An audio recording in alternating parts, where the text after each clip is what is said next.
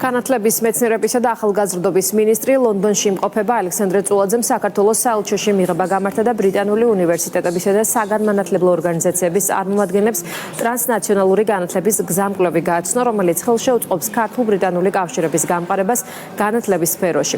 მინისტრმა დაამსწრეს საზოგადოებას სიტყვითაც მიმართა და განათლების სფეროში ქართულ-ბრიტანული თანამშრომლობის გააღრმავების კუთხით შექმნილი ტრანსნაციონალური გზამკვლევის მნიშვნელობაზე ისაუბრა. სამუშაო ვიზიტის ფარგლებში მან ასევე მონაწილეობა მიიღო განათლების მსოფლიო ფორუმში. შეხვედრები გამართა სხვადასხვა ქვეყნის მინისტრებთან, საგანმანათლებლო ორგანიზაციისა და უნივერსიტეტების წარმომადგენლებთან.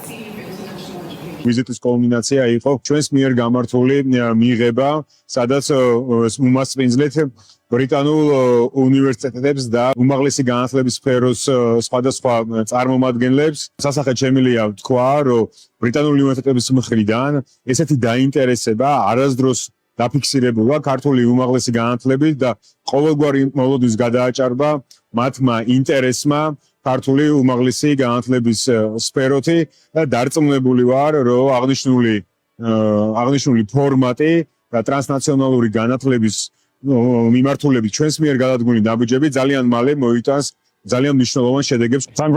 მოხარული ვარ, რომ დღეს ვიმყოფები საქართველოს საელჩოში ლონდონში ტრანსნაციონალური განათლების გზამკვლევის პრეზენტაციაზე. ეს არის პარტნიორობა ბრიტანეთის საბჭოსა და საქართველოს განათლების მეცნიერებისა და ახალგაზრდობის სამინისტროს შორის, ხოლო კვლევა ჩატარდა Times Higher Education-ის მიერ. ეს შეხვედრა შესაძლებლობას გვაძლევს, რომ შევიკრიბოთ სხვადასხვა დაინტერესებული მხარეები გაერთიანებული სამეფოდან, მისი უმაღლესი საგანმანათლებლო დაწესებულებებიდან და უნივერსიტეტებიდან, რათა მივიღოთ ინფორმაცია კვლევის შედეგების შესახებ და განვიხილოთ ორ ქვეყანას შორის უმაღლესი განათლების სფეროში თანამშრომლობის გაღრმავების პერსპექტივების სამომავლო გეგმები. აღნიშნული თანამშრომლობა უზრუნველყოფს განათლებაზე ფართო და მრავალფეროვან წვდომას, რაც განსაკუთრებით მნიშვნელოვანია სხვადასხვა სოციალური ჯგუფებისთვის. აღნიშნული პარტნიორობა ამავდროულად მეტ კავშირებსა და ნდობას აყალიბებს ორი ქვეყნის საზოგადოებას შორის.